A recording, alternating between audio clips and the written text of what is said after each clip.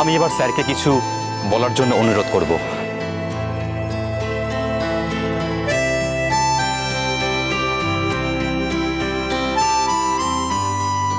নমস্কার, আশা করছি আপনারা সকলে খুব ভালো আছেন। যদিও আমি জানি যে রিসেন্ট রূপপুরে কিছু ঘটনা হওয়ার জন্য সেটা আপনাদের ভালো থাকার ক্ষেত্রে অন্তরায় সৃষ্টি করেছে, কিন্তু এই সমস্ত কিছুর মধ্যেও একটা ভালো ঘটনা এবং আশা ভরসার ঘটনা এটাই যে আজকে থেকে এসপি গুড্ডি সরকার এখানে জয়েন করবেন। এসপি গুড্ডি সরকারের ট্র্যাক রেকর্ড আমরা অনেকেই জানি, কিন্তু যারা ওনার ট্র্যাক রেকর্ড সম্পর্কে অবগত নন তাদের জন্য আমি কয়েকটা কথা বলতে চাই। এসপি গুড্ডি সরকার আজ পর্যন্ত যে কটি কাজ করেছেন তাতে সফলতা অর্জন করেছেন। তাই আমি আশা রাখবো উনি যখন এই কাজের দায়িত্ব নিয়েছেন উনি নিষ্ঠাভাবে সফলতা অর্জন করবেন। আমার তরফ থেকে যদি এসপি গুড্ডি সরকারকে কোনো সহায়তার প্রয়োজন হয় আমি অলওয়েজ সেটার জন্য রেডি রয়েছি, যদিও আমি জানি যে এই জীবনে ওনার আমার কোনো সাহায্যের প্রয়োজন হবে না, কারণ উনি নিজেই একজন স্বয়ংসম্পূর্ণ। আপনারা কিছুদিনের মধ্যেই অনুভব করবেন গুড্ডি সরকার উনি যেখানেই যান একটা আলো ছড়িয়ে দেন, এবং সেটা আপনারা খুব শীঘ্রই অনুভব করবেন। আমি চাইব এসপি গুড্ডি সরকারের সুনির্দিষ্ট নেতৃত্বে আপনারা সকলে রূপপুরকে নিরাপদ একটা জেলা করে তুলবেন, এই ভরসা আমার আছে। আর এছাড়া ডিআইজি হিসাবে এসপি গুড্ডি সরকারের যে কোনো রকম সহযোগিতা যখনই প্রয়োজন হবে আমার পক্ষ থেকে তা সবসময় পাওয়া যাবে, এইটুকু আমার আশ্বাস রইল। নমস্কার, আপনারা সকলে খুব ভালো থাকবেন।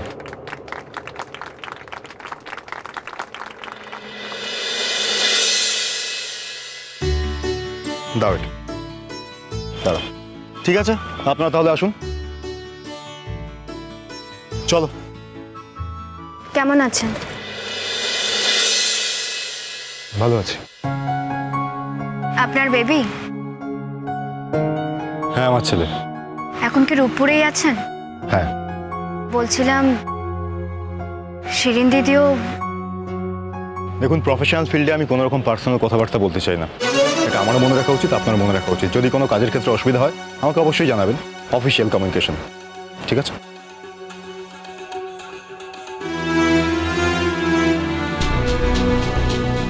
আশা করি আপনি বুঝতে পেরেছেন আমি কি বললাম। জেঠুমনি ভালো আছেন? আমি কি বললাম আপনাকে যে আমি কোনো রকম পার্সোনাল কোনো কমিউনিকেশনে যাব না। আপনার যদি আমার সাথে কথা বলার হয় শুধুমাত্র অফিসিয়ালি কমিউনিকেট করুন। অনেকবার ভেবেছি যোগাযোগ করব, কিন্তু ইটস ওকে, সেটা আপনি ওদের সঙ্গে কমিউনিকেট করে নিন। আমি আপনার সঙ্গেও যোগাযোগ করতে চেয়েছিলাম। কেন? মাঝখানে কাজের ক্ষেত্রে অনেকগুলো ক্রাইসিসের মধ্যে পড়েছিলাম, তাই একটু গাইডেন্সের জন্য। দেখুন, অনুজ চ্যাটার্জি ছাড়াও আরও অনেক সিনিয়র অফিসাররা রয়েছেন, তারা আপনাকে নিশ্চয়ই হেল্প করেছেন।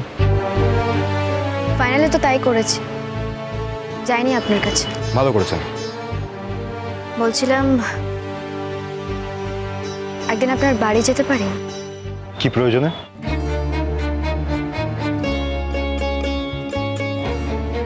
না মানে বাড়ির সবার সাথে দেখা করতাম। এখানে আমার বাড়ির কেউ থাকে না। কে থাকে এখানে? আমি আর আমার ছেলে এখানে থাকি। ওকে দেখাশুনো কে করে? দেখুন, আপনি নিশ্চয়ই খুব ভালো করে জানেন যে আমাদের কাজের পজিশন অনুযায়ী আমাদের চারপাশে অনেক লোকজন থাকে, তারাই ও দেখাশোনা করে। ওকে এখানকার স্কুলেই পড়ে? আমি তো এখানে সবে এসেছি, ও আগে যে স্কুলে পড়তো সেখানেই পড়বে, বারবার স্কুল চেঞ্জ করাটা ওর জন্য ঠিক নয়। আর তাছাড়া এখানে সেরকম কোনো স্কুলও নেই যেখানে আমি ওকে অ্যাডমিট করতে পারি, একটু কষ্ট হবে। ঠিক আছে। ও কলকাতায় থাকে না? ও যখন এখানকার স্কুলেই পড়ে তখন তো কলকাতায় থাকার কোনো প্রশ্ন উঠছে না। রাইট।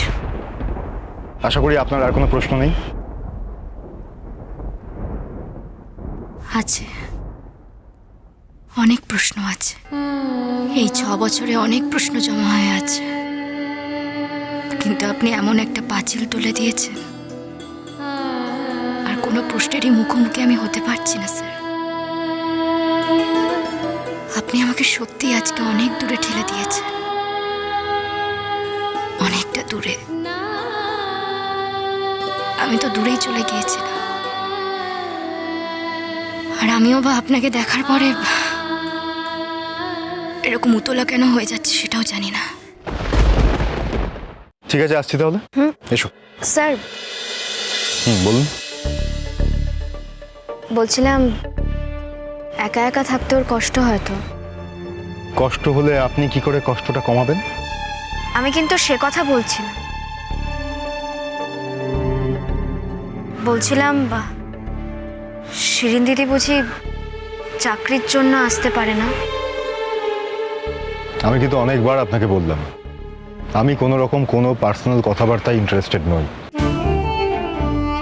না, ও একা আছে তাই জিজ্ঞেস করছিলাম। ওর নামটা একটু জানতে পারি?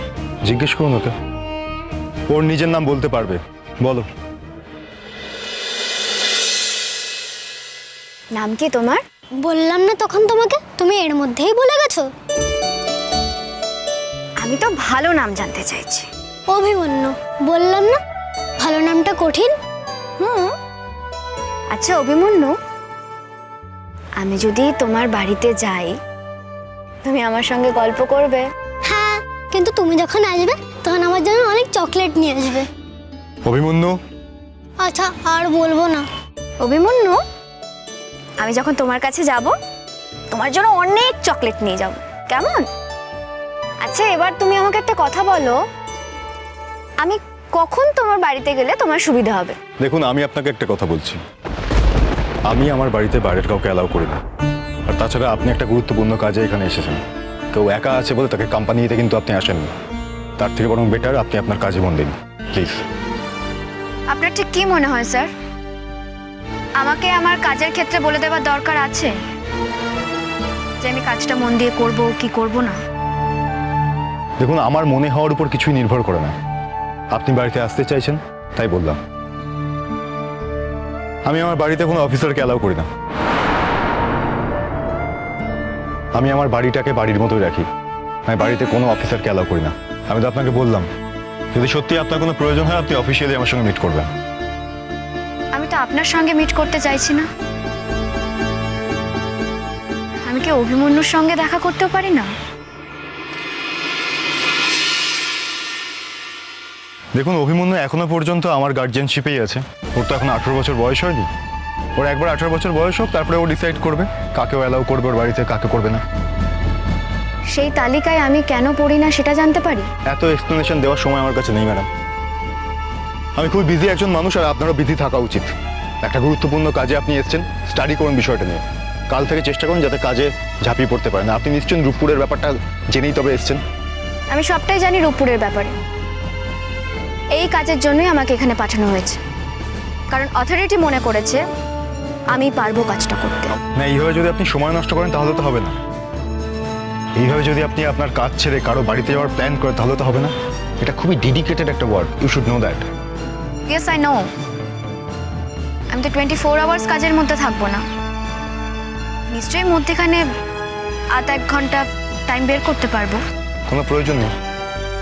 ও তো এতদিন একাই ছিল, 6 বছর বয়স হয়ে গেছে ওর। এতদিন যখন ও একা ছিল, ভবিষ্যতে একাই থাকতে পারবে। আর খুব একটা যে খারাপ আছে তাও নয়, ডোন্ট ওয়ারি। তার মানে আপনি আমাকে আপনার বাড়িতে যেতে বারণ করছেন? হ্যাঁ, প্রকারান্তরে যদি দেখি তাহলে তাই। আপনি সরাসরি বললেন, আমি সরাসরি কথাটা বলতে চাইনি। এরকমভাবে কথা বললে হয়তো আমার মনে হলো আপনার খারাপ লাগতে পারে, তাই। এনিওয়ে, বুঝেছি। ড্যাডি, বাড়ি চলো। হ্যাঁ চলো এবার। এই আন্টি, তুমি যাবে না আমাদের বাড়ি? না বাবা, আমার তোমার বাড়িতে যাওয়া হবে না। তোমার ড্যাডি যদি আমাকে পারমিশন দিতেন তাহলে আমি যেতাম। তোমার ড্যাডি তো আমাকে অ্যালাউ করছেন না। ড্যাডি, ও ড্যাডি, আন্টি কেন যাবে না আমাদের বাড়ি? আন্টির কাজ আছে বাবা, উনি একটা গুরুত্বপূর্ণ কাজে এখানে এসেছেন। আন্টি তোমার কাজ আছে বলছে। আমার কাজটা তো আমি বুঝে নেব। আন্টি বলছে আন্টির কাজটা আন্টি বুঝবে। ফুবলু, কি বলেছে আমি তোমাকে? পাকা পাকা কথা একদম বলবে না। কথা বললে কেন শোনো না? কোথায় পাকা পাকা কথা বললাম? এটা কি পাকা পাকা কথা? এটা তো ভালো কথা। আন্টি বলছে আন্টি যাবে, আর তুমি আন্টিকে যেতে দিচ্ছ না কেন? আচ্ছা অভিমন্যু, তুমি খেলাধুলো করতে যাও? হ্যাঁ, আমাদের গ্রাউন্ডে খেলি। বেশ, আমি তাহলে তোমার সঙ্গে তোমার গ্রাউন্ডে দেখা করব। ওকে? আপনাকে আমি কি বললাম? ওই গ্রাউন্ডটাও আমার বাড়ির একটা পার্ট। আপনার যদি মনে হয় আপনি আমাকে বাড়িতে অ্যালাউ করবেন না, তাহলে সিকিউরিটিকে বলে দেবেন আমি যেন আপনার বাড়িতে না ঢুকি। আপনি বুঝতে পারছেন না, একজন এসপিকে আমি এইভাবে বলতে পারি না, বলা যায় না। টেকনিক্যালিও আটকায়, সমস্ত দিক থেকেও আটকায়। তাহলে বলবেন না? আমি যদি অভিমন্যুর সাথে দেখা করতে চাই তাহলে অসুবিধে কোথায়? আমি চাই না। কি চান না? আমি আপনার বাড়িতে যাই? আমি যাব না আপনার বাড়িতে। আপনার বাড়ির লন পর্যন্ত ঢুকেই আমি চলে আসবো, এইটুকু কথা আমি আপনাকে দিতে পারি।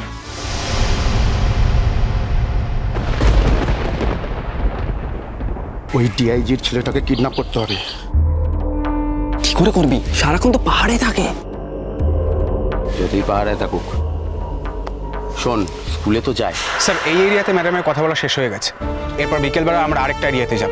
আমার মনে হয় না শুধুমাত্র মিটিংয়ে কোনো কাজ হবে। তবু আমি আমার মতো করে সবটা সাজাতে চাইছি। গুড্ডি